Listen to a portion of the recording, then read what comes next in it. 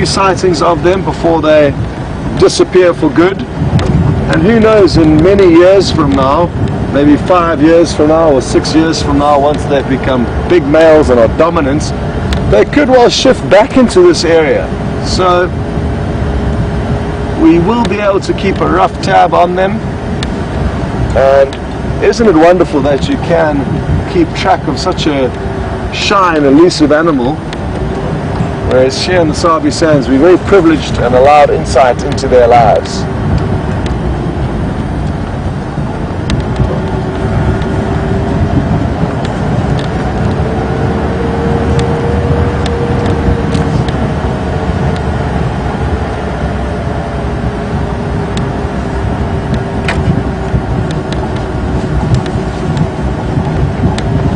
In Ohio has noticed that there's both a lot of territorial shifts amongst the lion as well as the leopard in this area. Is it related to the season, that it's winter and dry, or is it just pure coincidence? And I think it's pure coincidence. What's happened is that animals have come of age at similar times, be it coalitions of males or lioness growing up in prides, making prides stronger and more formidable. And the same with leopards. Young females becoming bigger and stronger, pushing their mothers who are becoming older, or simply young males growing up to big males, like the Anderson male, for example, who's now expanding his territory into Tingana's territory from the south and the west. So it's merely coincidence that all this is happening now, and I don't think it can be attributed to the seasons. It's more age related.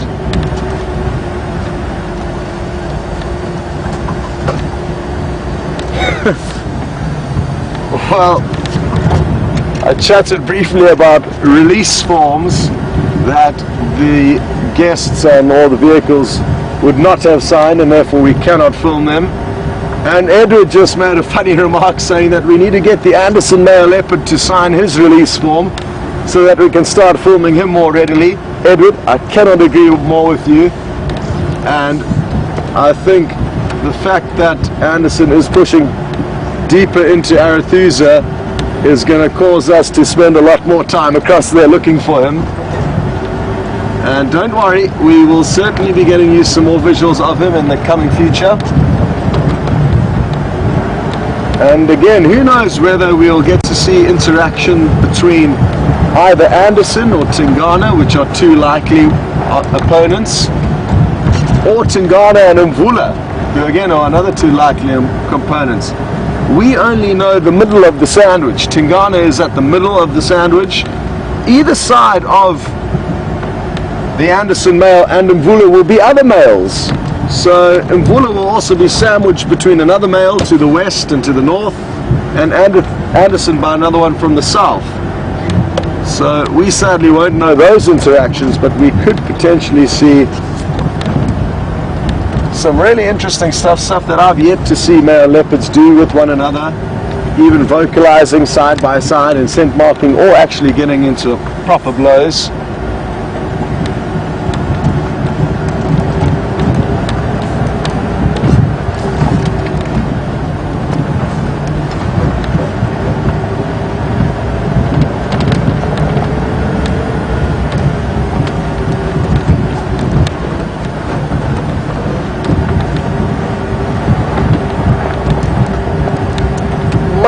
McKay on Twitter would like to know, how close is the Nkuhuma pride, the pride of lion we just left, to the Styx pride, which is a pride of 4 lioness with 3 young cubs.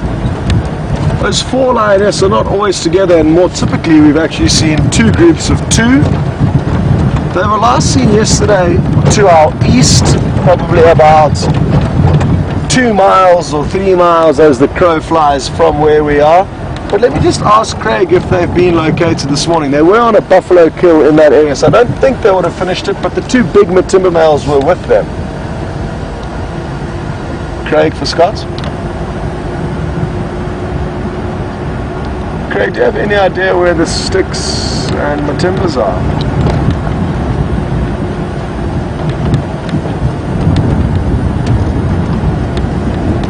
Copy, thanks. Okay, well, Craig has just confirmed that they are still on their buffalo kill, about probably 2.5 miles away from the Nkuhumas. And as far as I'm aware, the Nkuhumas don't spend too much time there. So it would be more likely for them to bump into the Nkuhuma pride and therefore have some kind of a danger to them and their cubs if they were more on Djuma. But for now they are safe.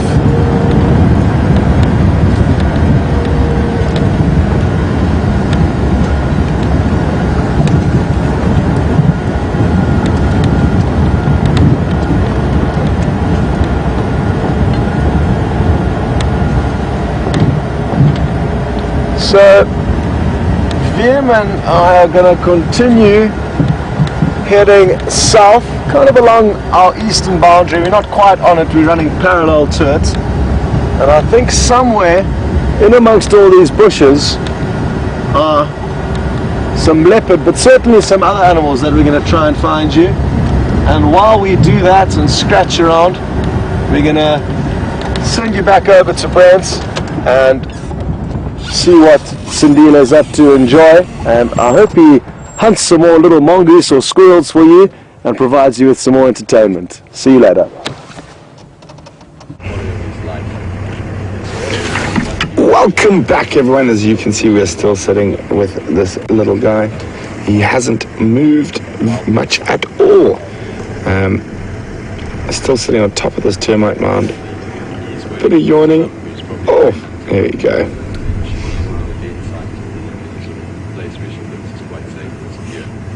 We're hoping he might, in this cool weather, have gone and done some playing or chasing of birds. I think he might have done too much last night. And now he is a very sleepy kitty. We are going to spend a little bit more time here. I was also hoping that there was a possibility that we might be able to witness a greeting ceremony between Shadow and the cub. If Shadow has made a kill and came back, and we could even possibly follow them back to a kill, but so far no luck. But it is an absolutely special thing to be able to spend as much time as we have just sitting with this little guy.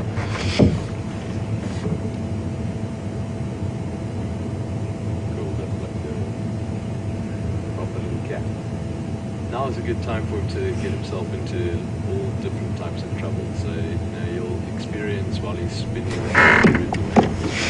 what it's like to be addicted.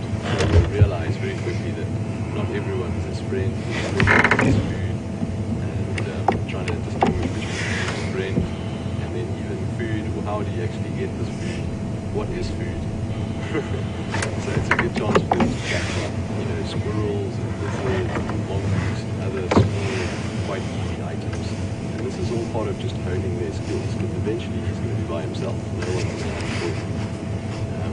He's probably only about 10 or 11 months old. Hello, Jan from Philly. I hope your summer is warmer than our winter at the moment, Jan.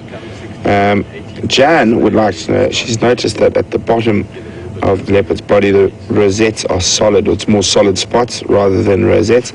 Is this the norm? It is, Jan. You'll notice that on most leopards. All the extremities and stuff seem to be far more solid spots than the actual rosettes.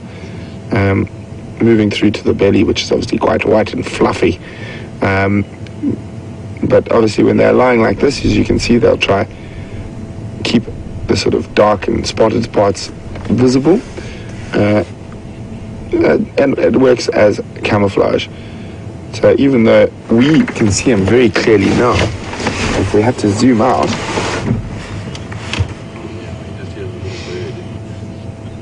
and we go to a full wide, you can notice as we go further and further, he becomes slightly less and less visible. Very confident, with life. He's not worried or scared or anything. No. See, if you had to see that from a distance, I mean, it almost looks like a tree stump. Except for the little ear flick there. But you can see how that camouflage works, even in an open piece of ground like he's lying at the moment. So really, really incredible.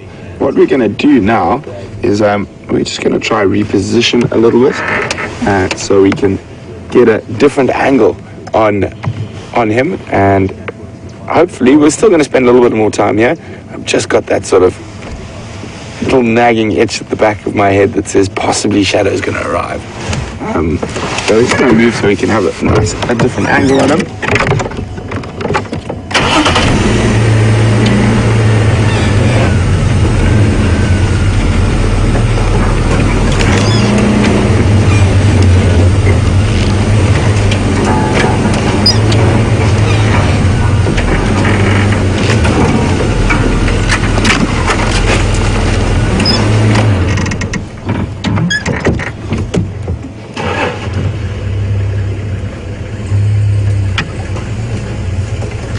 A comment from Charlie who says, wasn't it a couple of days ago that we saw both Shadow and Sindile together? I'm not sure. I wasn't here at the time. I think I was on leave. So maybe I'll ask Scott just now.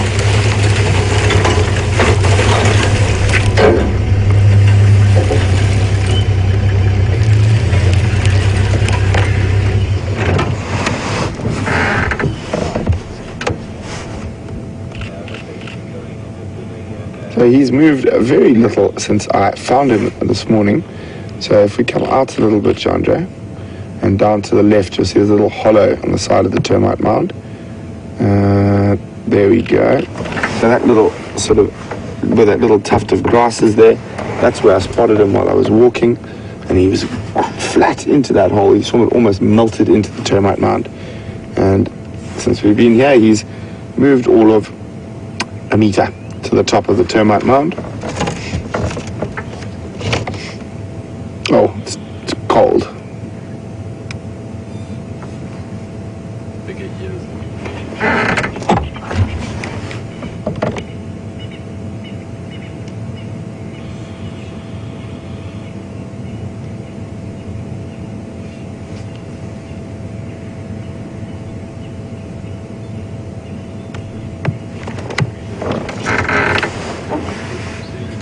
Hello, Jerry from Maryland. Welcome on the Sunrise Safari, even though there's no sun, Jerry. Great to have you with us. I just found out as well that the last time we saw Shadow and this little guy together was about 4 days ago on an impala kill, which was stolen by hyenas. But Jerry would like to know. Sorry, Jerry, I just thought I heard something there.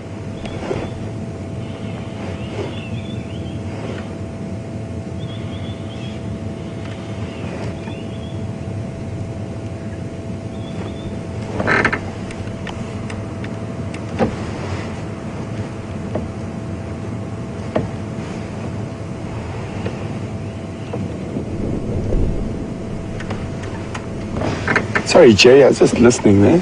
I thought I might have heard some alarm calls in the distance.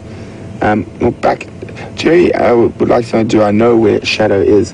So, Jerry, we tracked Shadow yesterday, and she crossed into Djuma. We lost her tracks quite close to the main access road to the Vuyatela camp. So, possibly she's still on Djuma. She might have done a big loop, which she often does, and then come back into the sort of western sections of the north, or of our northern neighbour. Most of them don't make it a year, so it's pretty pointless giving them a name, and then you get to know them, and then everyone starts getting personally attached to them. They get killed by either another leopard or a hyena or whatever it is. But usually if they've made it a year, then we've managed to... So we're going to cross across to Scotty, who's with something a little different, and we'll sit here and we'll be back with you a little later in the show.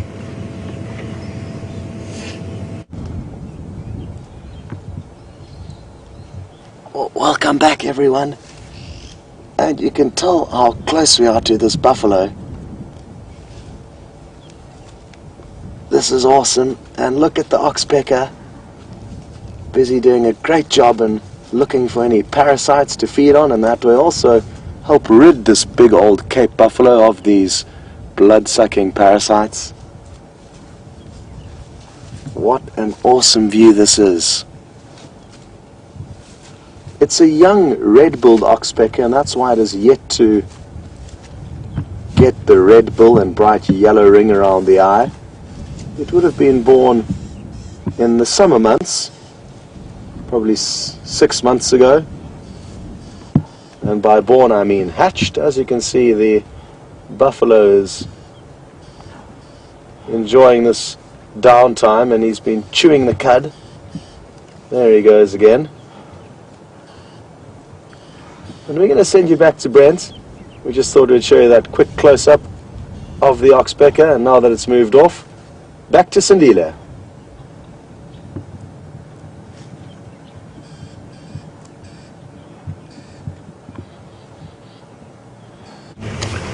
Welcome back, everyone. Unfortunately, we just flew away, but one of the terrors of Sindile that terrorized him last night, the little rattling testicular. I'm just going to grab my book and I'll show you what a rattling testicular looks like. And that is what he was chasing around with very little success last night. There was one who just, I can hear them calling quite close to us here, but they've disappeared.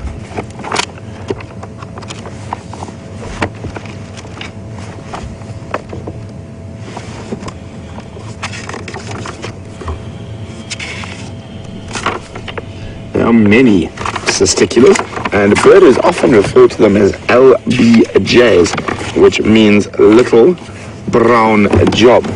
And quite often the only way to tell the difference between them is from their call. So there we go, number 1 is the rattling testicular.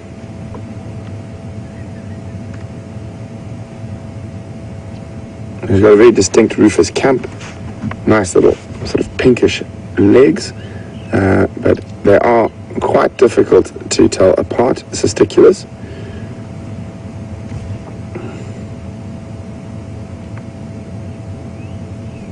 Yeah, that's what he was chasing around, for those who were on the Sunset Safari last night with us, chasing, and no success.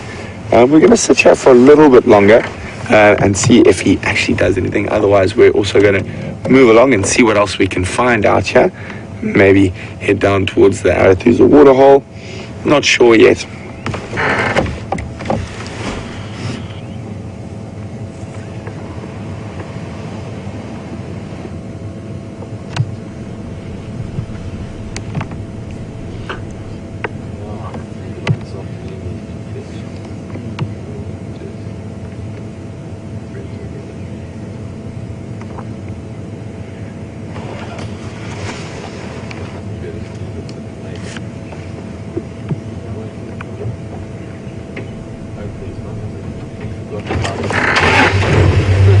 Hi, Michelle from Massachusetts.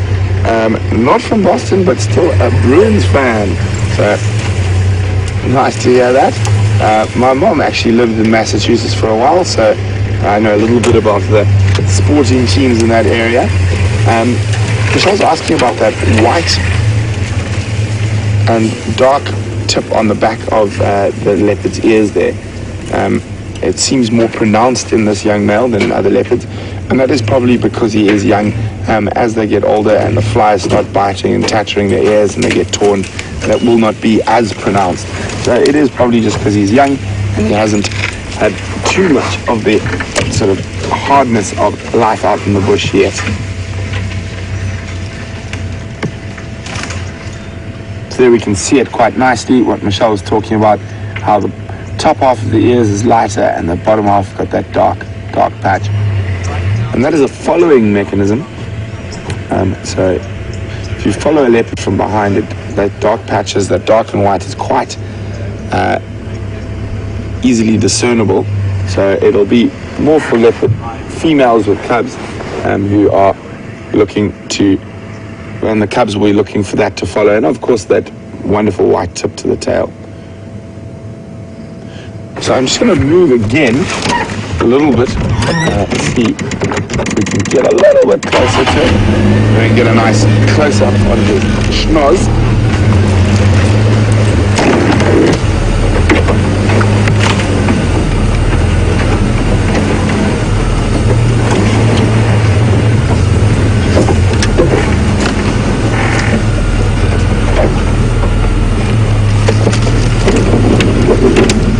Is the angle going to be too much for you?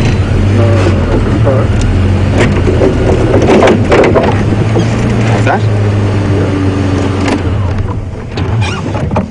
Hello, little man.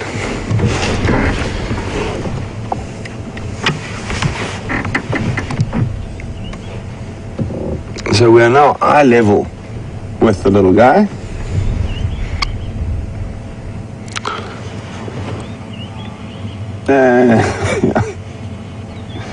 Using, of course he moves a little bit.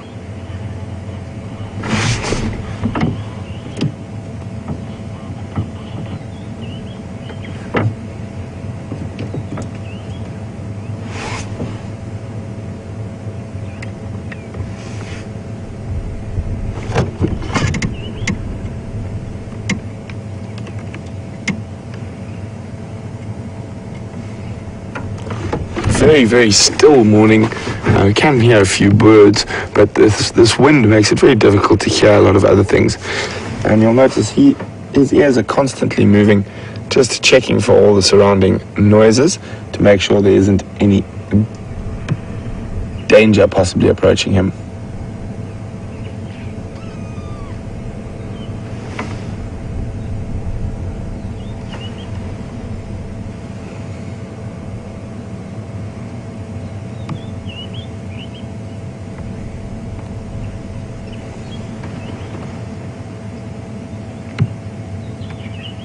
You can see that wind gusting, moving the grass stalks around him.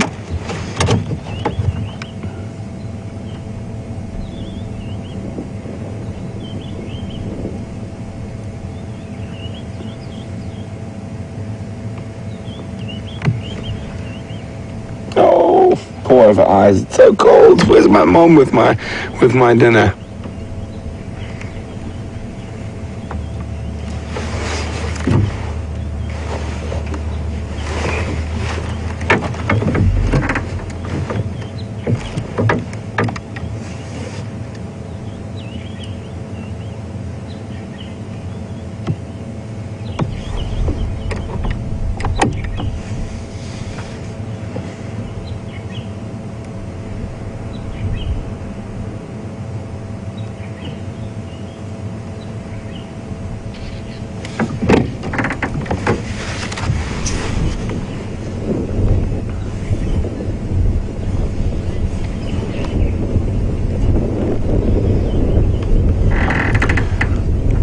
Morning, Lucy from Columbus, Ohio.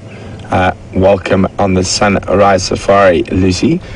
Lucy would like to know, do lions and leopards ever yawn from boredom? No, they don't. They are yawning for lack of oxygen and to sort of get their oxygen going, and generally you'll notice they yawn quite a lot before they move, and that's just more to wake up. So they do not yawn from boredom. And even us in humans, when we yawn, it isn't exactly from boredom. It is as a result of boredom that we become a little bit bored, and our body starts going into a sort of slightly more vegetative state. And to try kick us out of that, we yawn to try and inhale more oxygen into our bodies.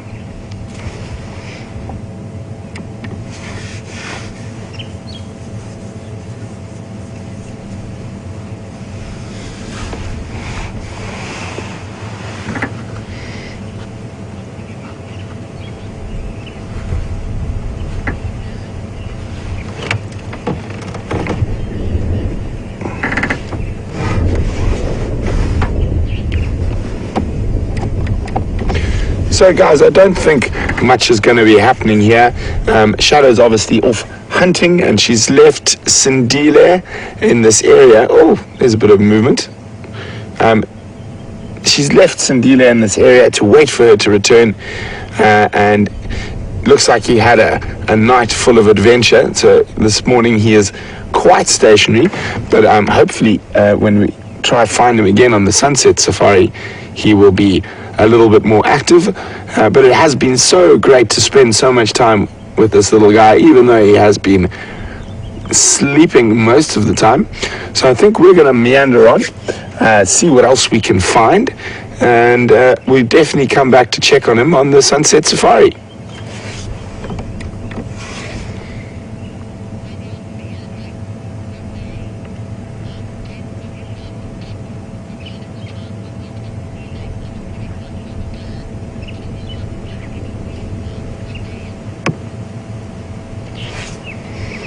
Okay, goodbye little Aura, and we will hopefully see you a little later. Behave yourself, don't get into too much trouble while we're gone.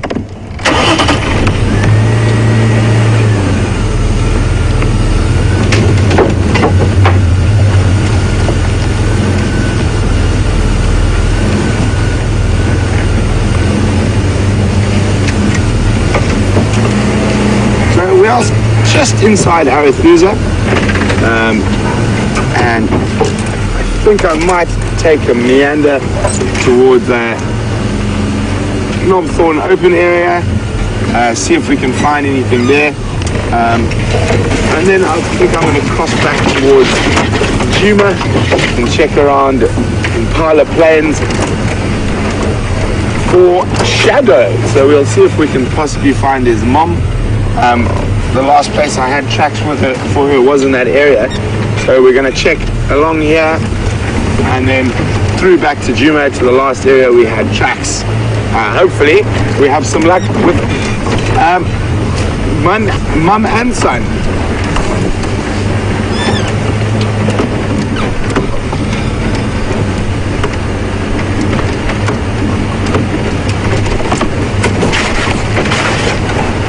I was just going to update the Game Drive channel that we're leaving him. Station's leaving Shadows Montron, lying up in the same position atop the Sindile on Parallel Road, just to the south of Ishkova and just to the north of the link that goes to the signboards.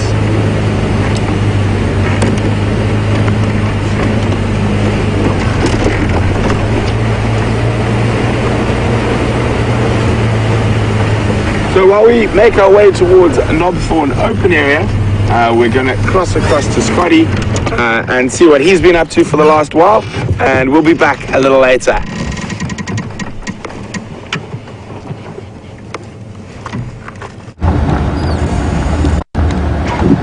Welcome back, and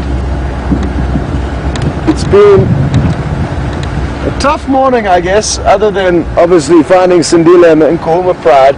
Most other animals seem to be seeking shelter out of the wind, so possibly in some of the lower-lying riverbeds where they are sheltered from the windy conditions.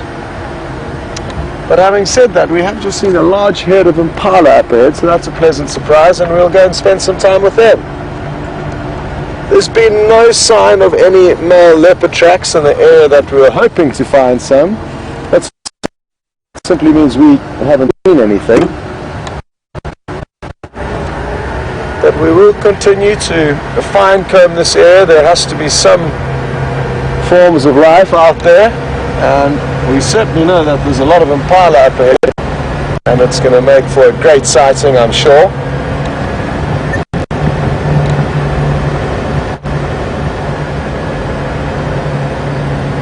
I wonder where Shadow is. Busy hunting, whether she's on Djuma or I'm on either property, so that's the mother of Sindile. It would be unlikely that she's stalking these impala because it's quite far east into Djuma. We haven't seen her this far east yet. Okay, well, I guess the herd is split up on both sides of the road, but our best option is off to the right here.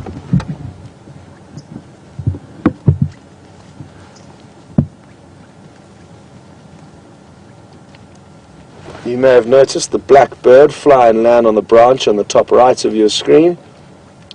That's a fork-tailed drongo. The usual suspect to see following herds of herbivores in the hope that it can feed on insects that they chase up. Other birds that I'm sure we will see, and I've already heard some, are the red-billed oxpeckers.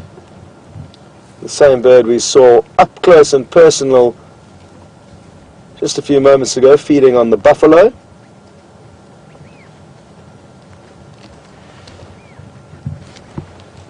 Is that a leaf on her back, or is it a little white spot?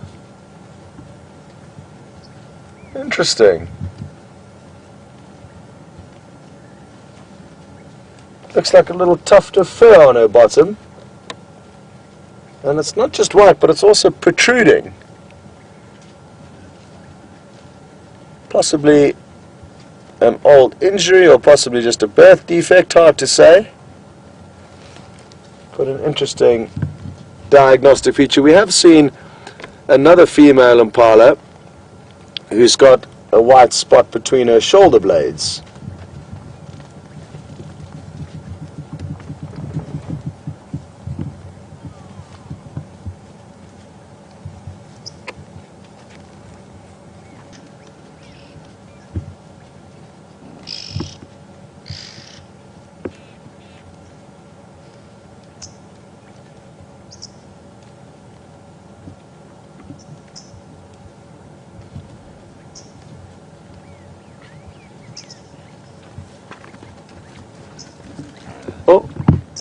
In these windy conditions, we can sometimes see the antelope getting a little bit excited or nervous, and it appears like the herd has decided now to join up with the other members on the left of the road, and sometimes, if you get lucky, they all start running across. I don't think that's going to be the case here, but let's wait and see. Some may start to feel left out and then start running and jumping across the road. Here we go, here comes one at high speed. And the rest appear to be following. There's still a few more on the way. There we go.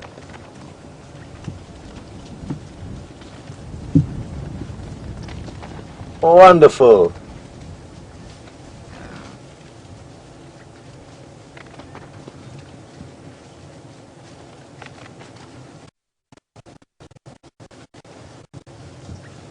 Still a few more on the way, but they appear to not.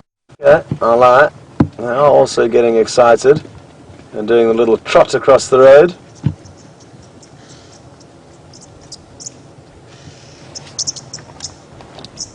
Brent, welcome back, and no major updates other than the Nkuhumas at Buffelshoek Dam.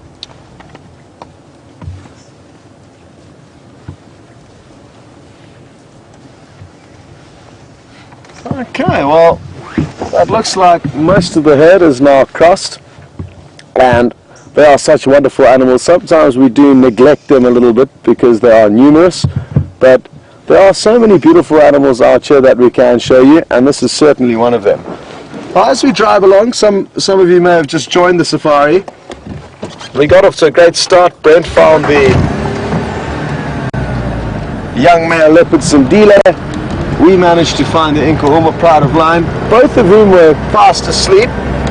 So we've headed off in search of more action. If any of you are interested to know any questions or send through your comments to us, please do so. It's you would hashtag Safari Live on Twitter, or send an email to questions@WildEarthTV. So send your question through, and let's chat about the morning and anything you may want to know.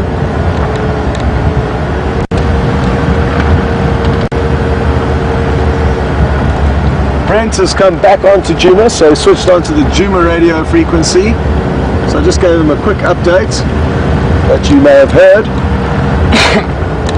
And what he updated us is that he's going to search an area where Shadow has been spending time hunting. Not necessarily now, but he may come across her. So go ahead.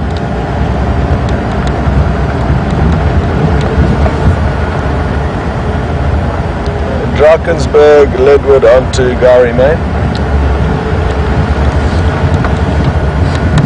And Hopefully he gets lucky there, following up on that leopardess, looking to acquire the next meal.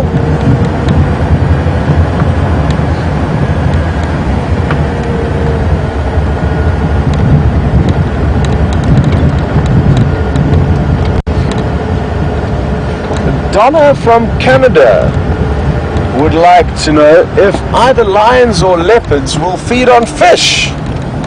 And they certainly will. Leopards, especially young leopards, as well as old ones, will be very opportunistic and feed on catfish that we actually may witness, and we may be able to share with you as the water holes that we have here at Djuma begin to dry up or continue to dry up. They will leave the poor catfish stranded with nowhere to go, making it a very easy prey source for leopard that I have seen feeding on fish before.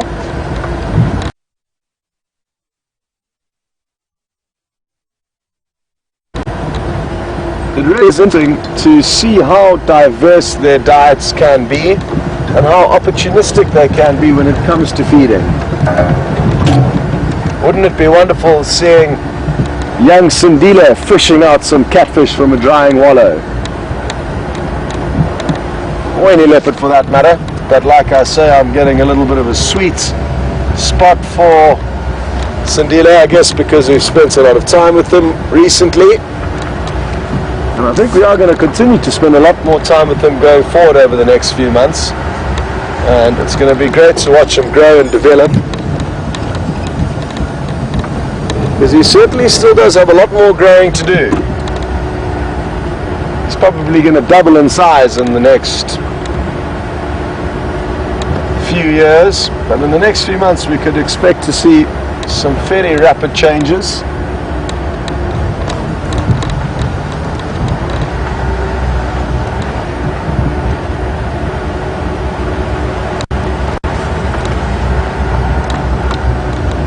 Getting quite close to Treehouse Dam, and I guess earlier I said I wasn't expecting to find anything at Buffelshoek Dam, so we'll say the same thing again. We don't expect to find anything at Treehouse Dam, but there could be anything, and we were so pleasantly surprised by the Nkuhuma pride. It required no skill in finding them. We didn't follow not one single track that had come from further east, so that had come from the north and the east into that property, and we hadn't actually bisected their tracks at any points of the drive.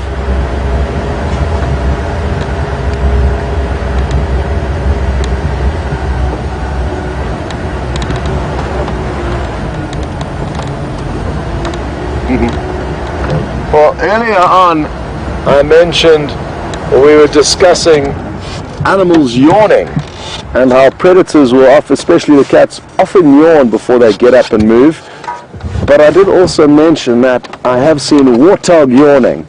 Now, warthogs have got a very long nose, as you can imagine, and I'm going to do a side profile of a warthog yawning because it's hilarious. Unlike a hippo or a lion that can open its mouth very wide and show you its teeth, a warthog can only open its mouth like that. So it goes meh. A tiny little opening, because that's only as far as they can extend their jaws. Tara tried to find some clips on YouTube of warthog yawning and sadly couldn't find any, and that's why she asked for an impersonation, and now you've probably got a better idea of what to hopefully see on a future drive. We don't know where any warthog are currently sleeping at the moment. What I've found though with warthog is that they can be quite late starters and will often lie at the entrance to their burrow for quite some time, especially in winter. And it wouldn't surprise me even now at this time, no, now it's maybe a bit late, but an hour after sunrise you can still see warthogs waiting in their burrows before heading out, and it's then that I've seen them yawning, only in their burrows.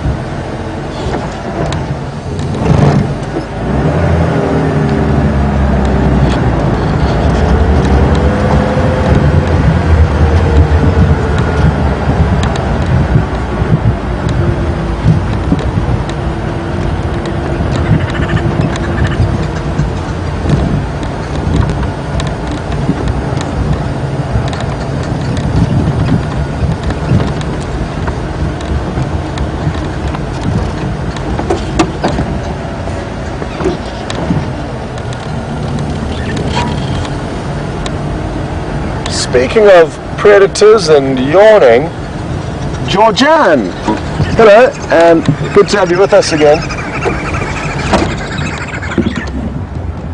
I'm just gonna stop and see if we can, oh no, they've flown off a bit far, but there are some red-billed woodpecker. Sorry, Georgianne, I will get back to you shortly.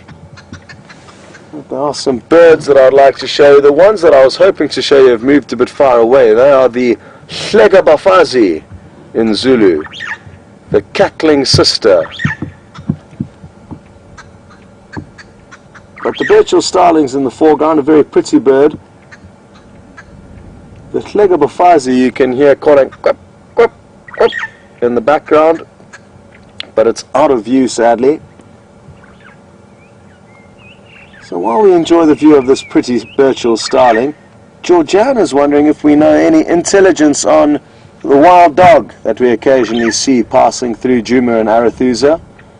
And I personally don't know too much about them. There is a chance that Brent may know where they are denning, but we're fairly certain that there is one den site on a property to the south and east of us in the Sabi Sands. That's one pack.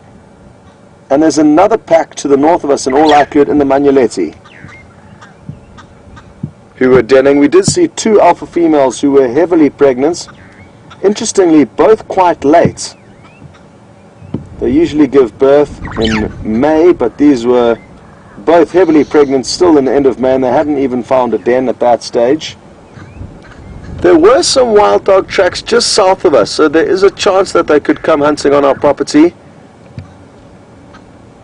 But in all likelihood, we're probably going to have to wait a couple more months for the pups to become of a decent age, around about 3 months.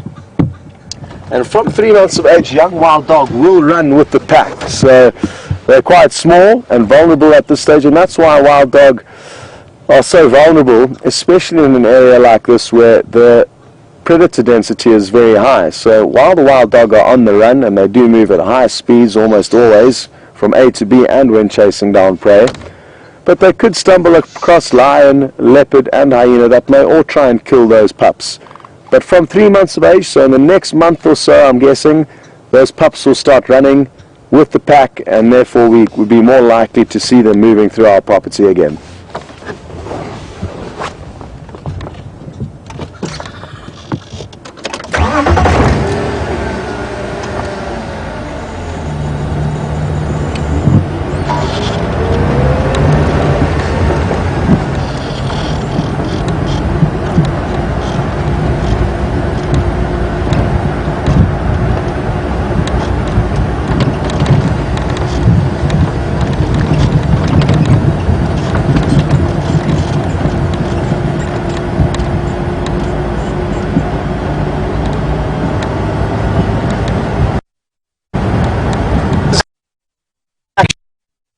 The treehouse waterhole. I think we may head off to the hyena den sites to see what they're up to. There's a new addition to the hyena clan, and if it is your, it will be wonderful for us to show you that. Well, interestingly, we have found some Homo sapiens here at the waterhole. And I think they have parked their vehicle in the way where we would like to go, which is not a problem. Because, oh no, it will be a bit of a problem. Set up their table there. Okay, well, very nice to see some people having a leisurely coffee break mid-safari, and it is typical behavior. When you do come out, your guide and tracker will stop in both the morning and the afternoon to pour you either a hot or cold drink of your choice. And it's great to just stretch the legs. So if you haven't stretched your legs recently, I would suggest joining me, as I will also have not stretched my legs, and we need to get our blood pumping. So come on everyone, get up and shake around a little bit.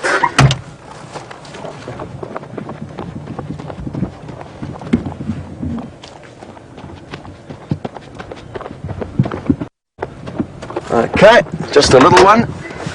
We're back and charged. Blood is pumping. I can think clearly again.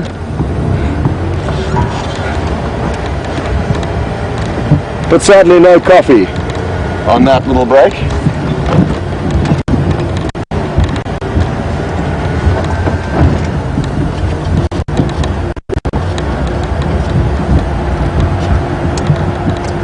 We've got a wonderful question through from Debbie. And Debbie is interested to know, what would you suggest, what would I suggest in terms of budgeting for a safari? Would you allocate more time and money to a private reserve, or more time and money to the Kruger National Park, a public reserve that many people are allowed to drive around? Now, Debbie, a lot depends on your individual safari experience. Have you been on safari once? Is it your first time coming to Africa? Or have you been here 15 times before? If it's your first safari, I would be inclined to suggest trying to come to private reserves like any of the lodges in the Sabi Sands. And the reason for that is your likelihood of seeing all of the high profile animals, i.e. the big five, rhino, elephant, buffalo, lion and leopard, is very high. And on a first safari, most people do want to see the bigger, more impressive animals, which is completely understandable. But what you find is once people have been on safari several times, their needs start to change, and you start becoming more interested in the birds, or more interested in potentially a walking safari where you may not see as much as being in the vehicle, but the sightings you do have may be more memorable. So there are just so many variables depending on you as an individual that make it difficult for me to answer that question. But there are some very decently priced camps in the Sabi Sands. I know Djuma for certain is a very reasonably priced camp for where you are getting to drive around and the experience you are getting. Whereas on the other hand, there are some incredibly expensive places to stay at in the Sabi Sands where you will get the same game viewing, but the food you eat and the wine you drink may be that much better. So there's all these little variables. It's important to remember though that in the Kruger National Park you'll typically be driving yourself around, and therefore depending on what you want, you can still see things driving yourself, but you may not have somebody there to interpret and tell you what's going on, but it may be more of an adventure. I personally love going into the Kruger National Park and just enjoying the changes of scenery and different places, as well as the animals that you bump into along the way. But the fact that you cannot off-road and you are limited by not being able to drive after dark, you have to be in camp before sunset, makes the public reserves obviously less appealing in certain regards to the private ones. But like I said, there are so many variables depending on the individual, who you're traveling with, how many people you're traveling with, that you would need to really sit down and talk to somebody like myself or a travel agent or even Brent and fine-tune a safari package especially for your exact needs. There are so many different camps in the Sabi Sands, let alone South Africa, or let alone Africa as a whole. And that's what makes planning an itinerary a quite complex process, and one where you need a very good relationship with whoever you're planning that itinerary with.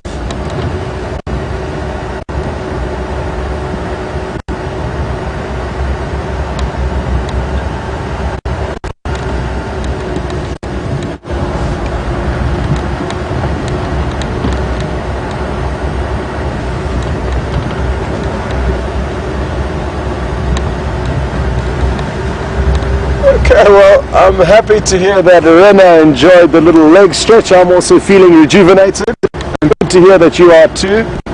we're gonna send you over to Brent before he gets up to any mischief. You need to keep a close eye on Brent, otherwise he can lose focus. So go and make sure he's searching hard, and we will continue on our way to the hyena den. Hopefully they'll be there when we get there.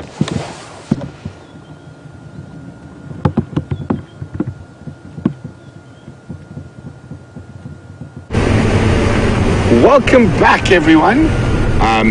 So we've been asked to do a little bit on medicinal plants, and I've been trying to find one we actually haven't done the medicinal uses of before.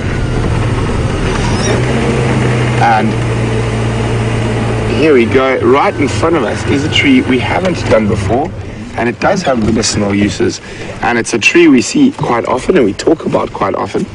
It is a Balanites morgami, or a torchwood, and this is a particularly large torchwood in front of us here. Really, really beautiful, and the road junction here is actually named Balanites after the torchwood. So it is a very interesting one because it is quite noxious in a lot of things, and I've got my medicinal plant book here. And this one is actually quite a interesting book because it goes a lot more in depth than your most. It'll just tell you the traditional remedies, and that this actually goes into what scientific compounds are used and what they can possibly be used for in the medical industry. So this is for Ramey, who wanted to know a little bit more about this. If you have a look over here, that is where a piece of bark has been removed from Balanites.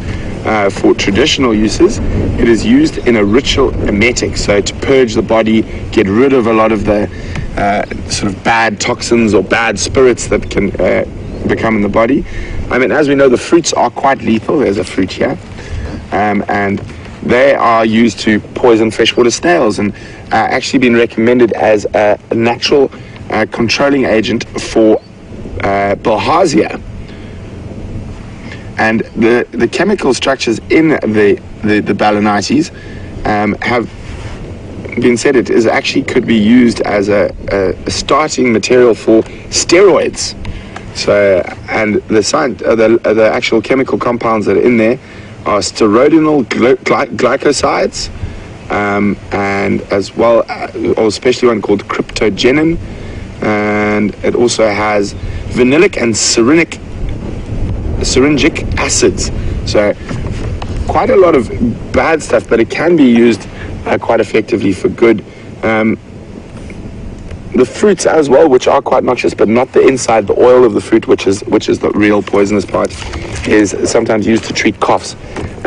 So quite an interesting thing about this book is that it takes you a little bit more in depth, and you can actually see the different chemical compounds that are used that will often be found in our sort of commercial pharmaceuticals. So just remember, a lot of all the pharmaceuticals and stuff are originally derived from some natural base. So very interesting. And Balanites is not one we've done before, and because it's quite often poisonous, we don't often consider it to be a medicinal plant. Traditionally used as well to poison fish. If you're hungry, you get a section of a river that's dried up, and there's a pool separate from other water, and you crush up the seeds and you pop them in there, and you will be able to poison the fish. I'm just going to have a quick look, see if I can find a dry seed.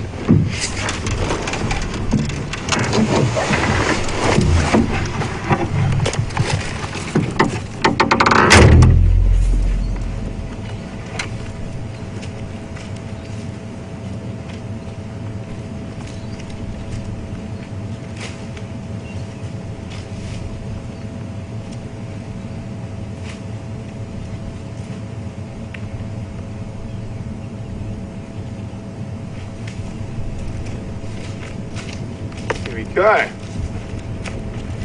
Unfortunately, I think this one has been burrowed into again. I'm going to go have another look now, but I'm trying to find one that an insect hasn't decided to make a home yet. I'm going to just check to see if we can get any of that oil.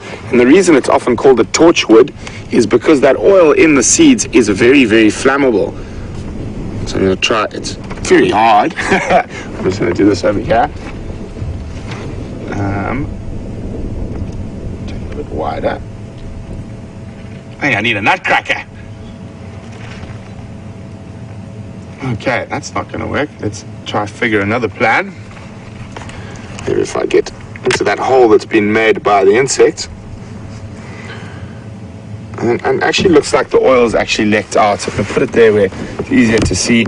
And that possibly could be where the oil's leaked out. And what I was showing there is a hole. There we go. A perfect little circle that's been bored by some other form of insect. I'm not sure which insects actually will, or larvae will feed off a torchwood. So that's maybe something to look out for. I'm going to take this one with me. I think it's going to take a little bit more work to get it open. And we've got animals to find, so I'll try and get that prepped for the sunset safari.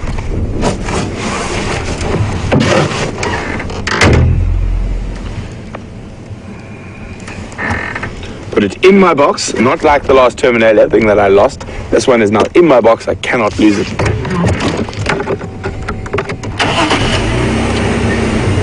But a beautiful big tree. We are also in the area where I last had Shadow's tracks. So, just having another look around here, see if I can find any tracks that are slightly more fresh.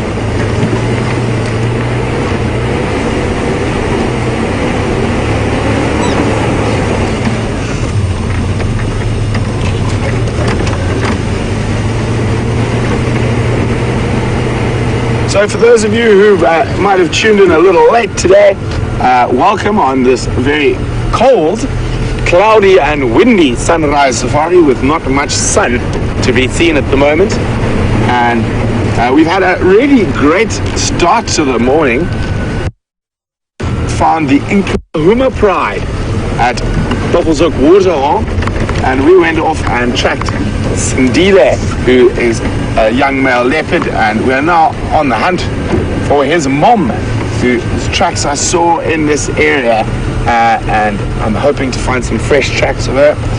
And for those of you who might be new, apart from being live, so you're seeing everything that we're seeing in real time, and we're also interactive, so you can ask us questions and send us information. You can do that by emailing us on questions@WildEarthTV, or you can use the hashtag SafariLive on Twitter.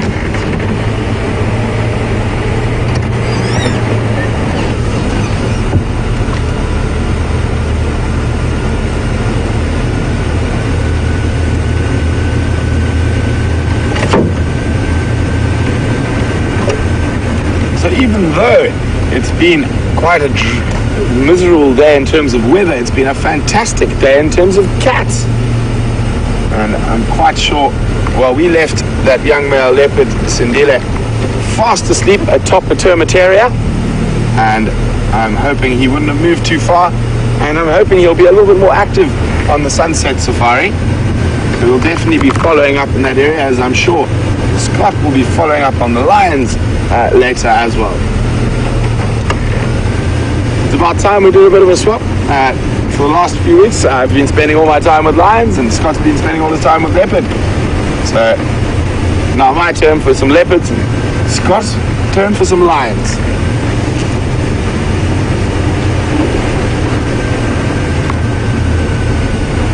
I heard Scott said you guys have to keep an eye on me, otherwise I get into trouble if I'm left alone for too long. Well, unfortunately, that's probably quite true. I do battle to sit still for too long. But generally it's the good kind of trouble.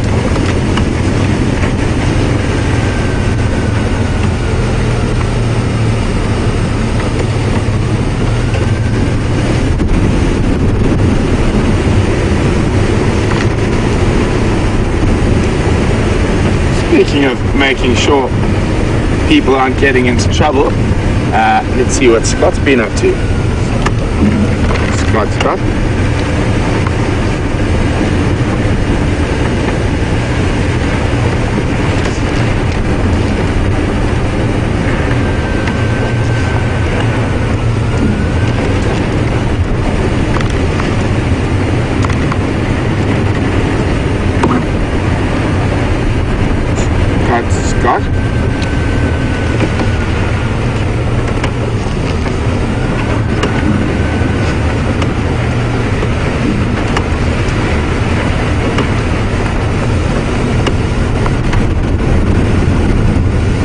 So we're gonna cross across to Scott, who is a sneaky puff adder, and I'm definitely gonna have to have a word with him. Just making me do all the hard work this morning, tracking on foot, and he just sneaks in behind me back to Sindile. So we'll see what Sindile is up to, and we'll be back with you a little later.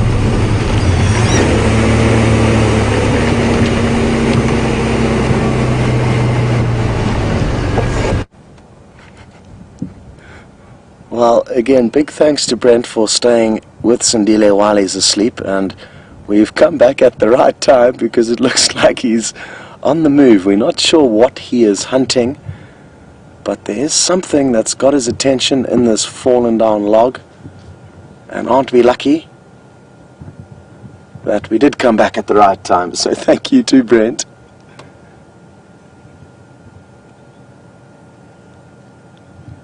We do just have to be a little bit patient.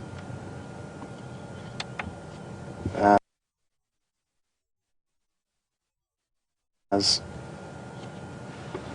I don't want to move around unnecessarily.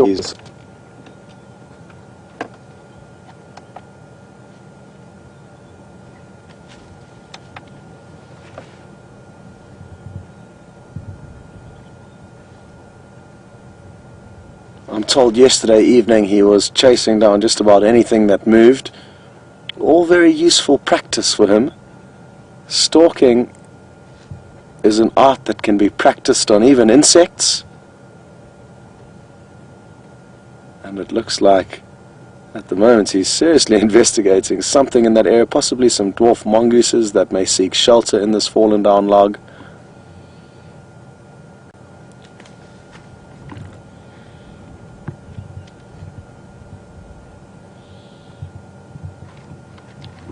Oh wow, look at that, he's up in the tree.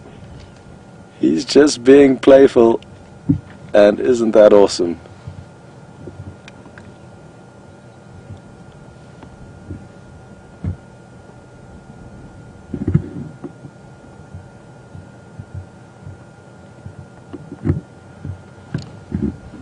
Well, as we watch this young leopard attempt to hunt, Darlene from Oregon would like to know, how does their hunting behavior change over the different seasons?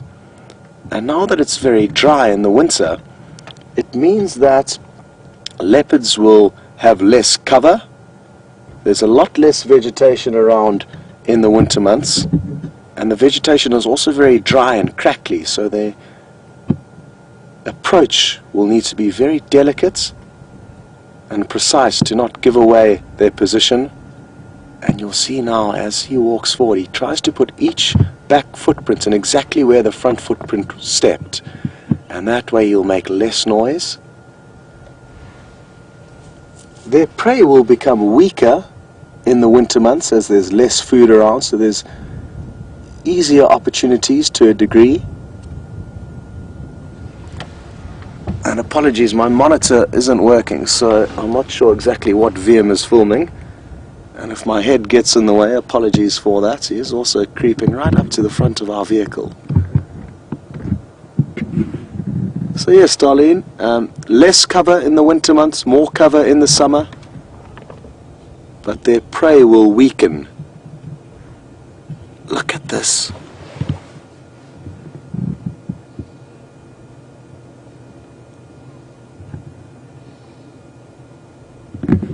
Absolutely beautiful young leopard, and as I said earlier, he's probably going to at least double in size in the next couple of years. But even in the next 6 months, we could expect him to get a lot bigger.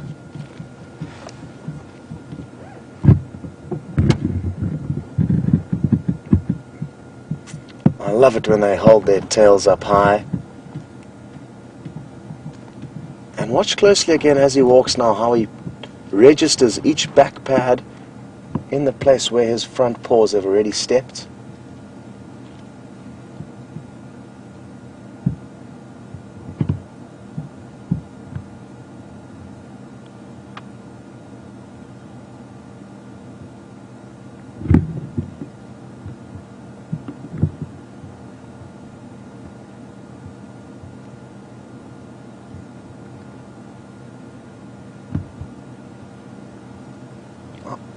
I'm guessing he's trying to track down some dwarf mongooses.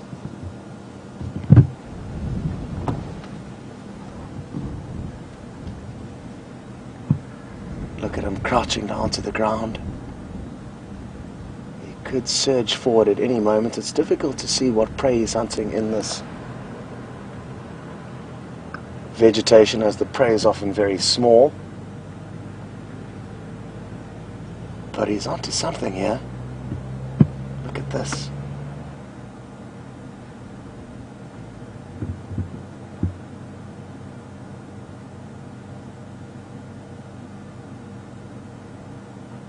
I think what we can do is actually just reverse around and get a little gap. Hold on a second. So that if he does pounce, we'll be able to at least see.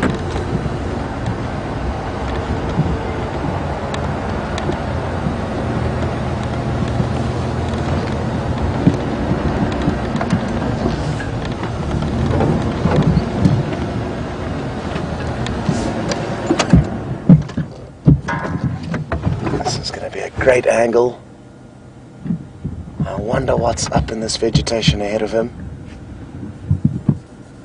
He's very poised, and look at how well his camouflage works. It would have been hard to pick him up until VM zoomed in. There's a little fly that's bothering him. That's what he was moving his head for,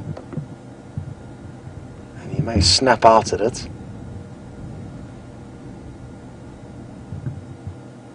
Oh, they're francolins. Awesome. VM, if you just zoom out, on the left of the dead tree, there's some crested francolins. This could be incredible. We could see him leap up into the air after one of them.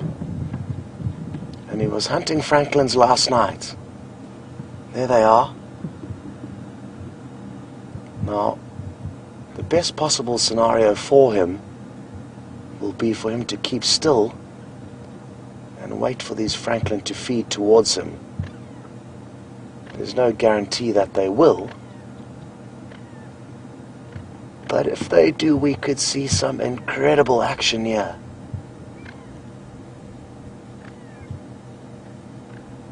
He's got some great cover.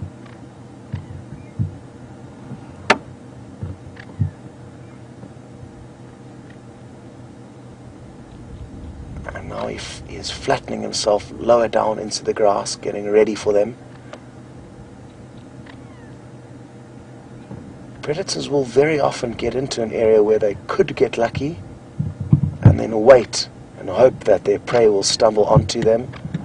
The francolin are letting off a few little alarm calls, so they may detect that something is up. I don't think they are sure what it is yet,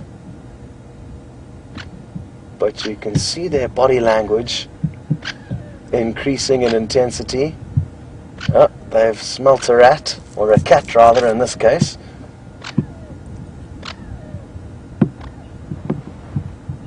And they are now feeding away from him, and that's probably why they're making that noise. Something disturbed them. The wind is blowing in his favor, so it wouldn't be smell.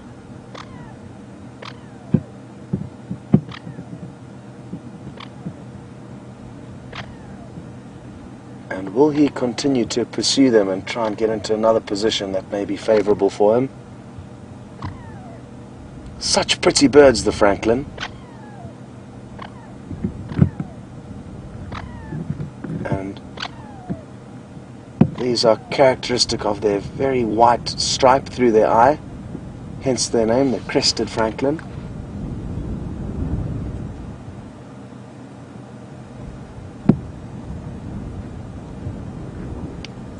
And for some of you who've obviously missed out on the last few drives we've been having where we have seen him stalking, I'm glad this is your first time.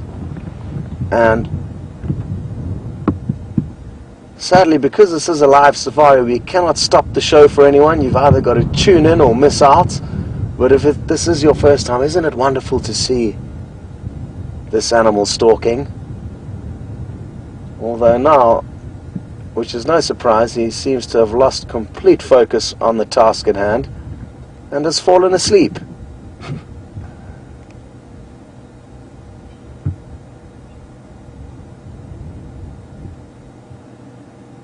So we did arrive at a good moment to capture a few glimpses of him moving about.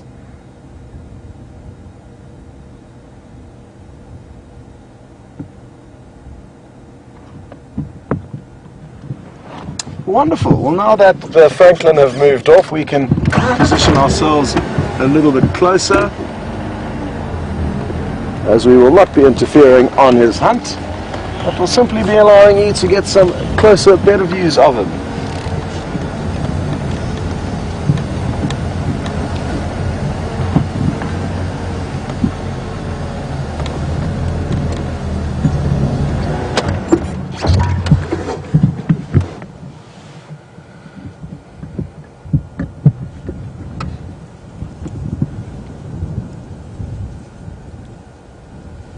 Okay folks, well, it sounds like Brent and I have completely swapped positions this morning.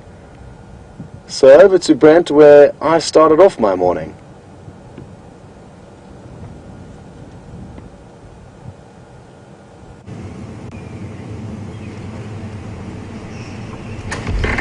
Welcome back. As you can see, two can play this game. If Scott wants to sneak to Sindile, I snuck his high speed to the Nkuhumas. It looks like Junior's about to have a drink, so I'm just going to try and get around to where we can have a good look at him.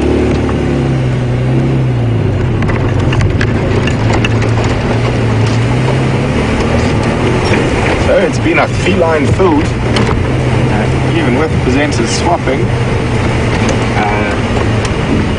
Big cat day.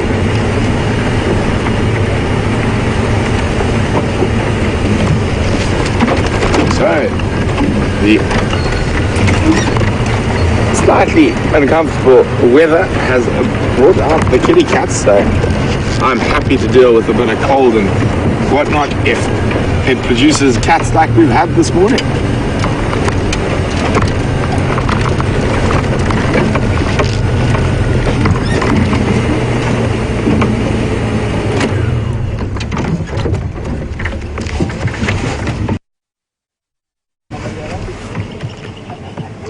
Here we go.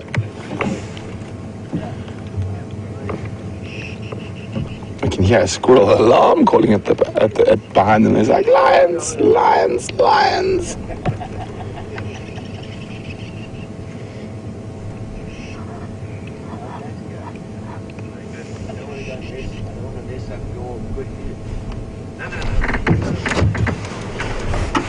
So they definitely have eaten something. Those bellies are looking quite full. From what I could see, how many we got here? 2, 4, 5, 6, 7, all 8 are here. The other 3 are lying up above this lot, up on the dam wall.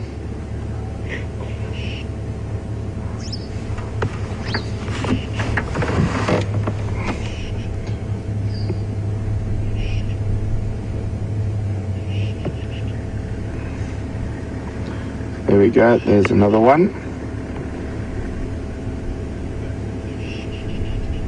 Taking the high ground. And then the other 2 are just to the right, behind those buffalo thorns, also lying up on the dam wall.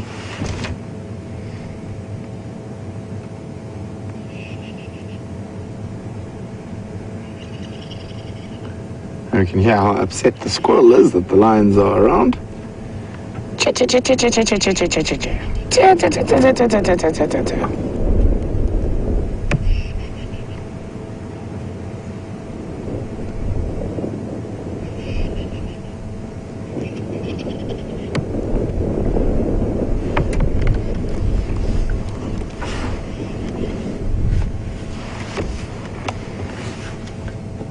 Let's just reposition slightly.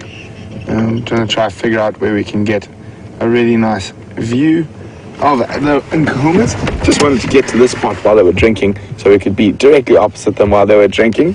While we move around, we're going to cross back to Scotty, who's with the other felid.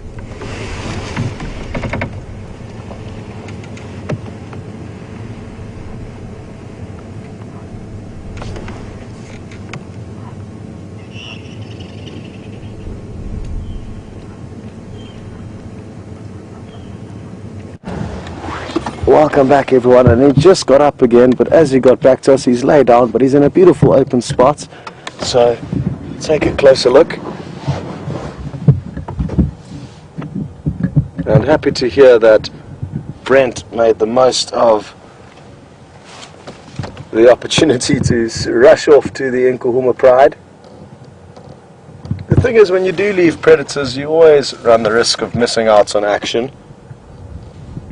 And documentaries that are filmed often take many years to complete. And that's something important to remember whilst on live safaris with us. It can be tricky to make the right decisions, and who knows what may approach Buffalo's Hook waterhole in the next few minutes that could possibly get these lions to stir.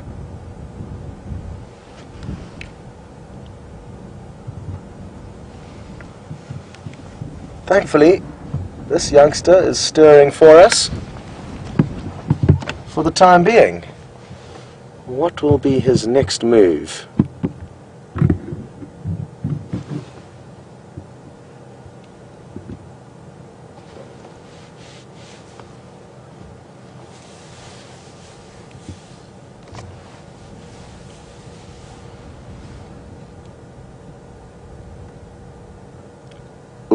Is he going to try and go up this tree? He just looked up a very thin weeping wattle, and it will be great quality entertainment if he decides to try and climb it.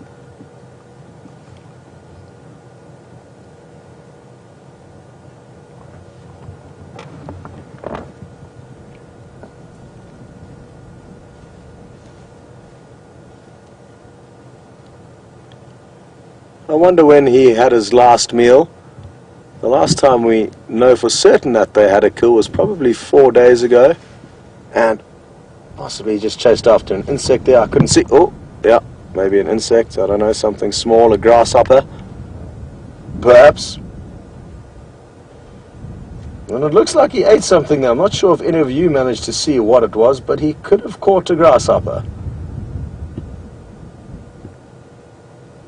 because he definitely appeared to chew on something there.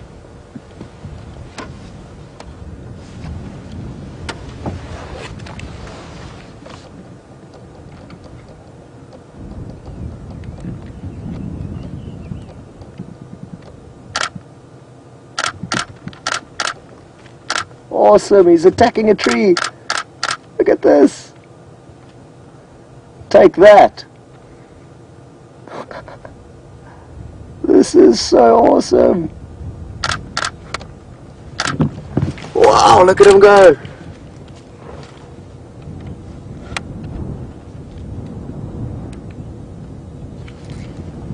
Well, he certainly is in a playful mood. And that was some really awesome behavior to see. Thanks, Brent.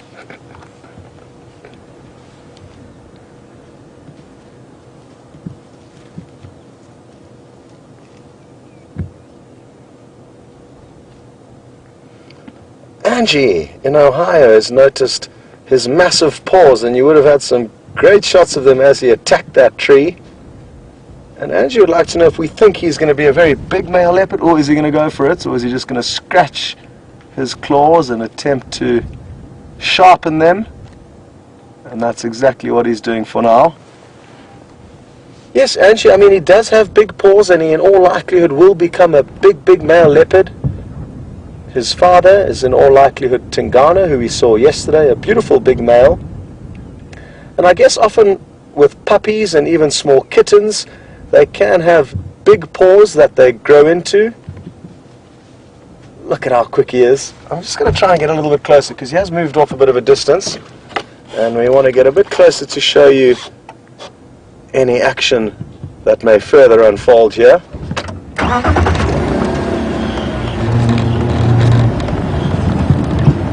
Absolutely awesome. Isn't this a great way to be spending our safari?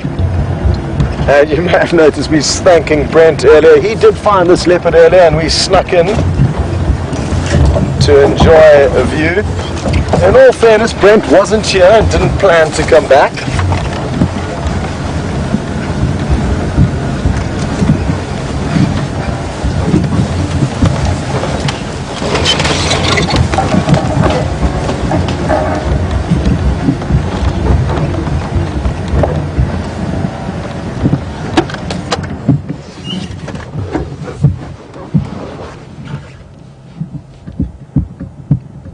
Okay, well, I wonder if he is gonna continue to perform for us. I think he may. And the lions are all fast asleep with Brent, so you're not missing out on anything there.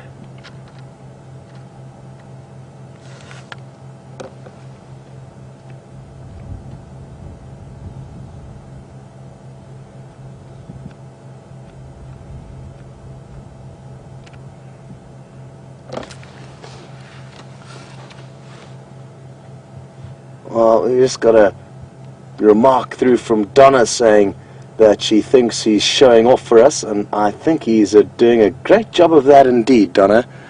He's showing us exactly how quick and powerful and dangerous he can be, taking out his aggression on that poor tree. Wasn't that awesome to see?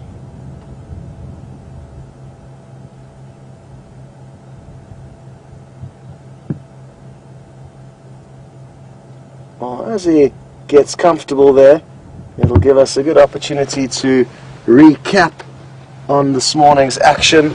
It's been such a fun safari, as they always are, but from my side we got really lucky at Buffelshoek Dam, stumbling upon the Nkuhuma pride of lion, and I just said that we didn't expect to find anything there, and lo and behold, there was a whole pride of lion waiting for us. And this cool weather, cloudy weather and windy weather, makes for different weather conditions, which are also enjoyable.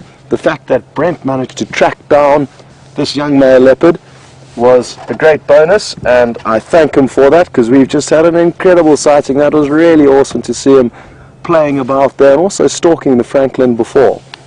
Anyway, good prospects certainly for this afternoon's sunset safari. We know where Sindile is now. He could well move from here during the day, but we've got a good idea of where to come and look for him. And also the Nkuhuma pride at Buffelshoek Dam.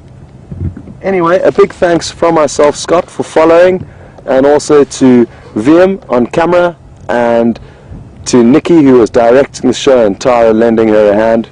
We're going to send you over to Brent for the last few minutes. Enjoy, and we will see you all for the sunset safari.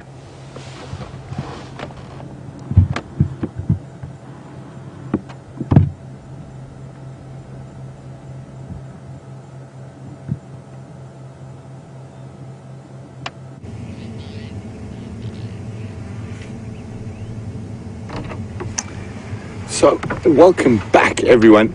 As you can see, we're still with the Nkuhumas. A lot of them have moved up onto the dam wall. We're still with one lioness who, as according to a lot of people have been commenting, the lion's lounging on the beach, catching some rays. We are getting a little bit of sun. It is warming up.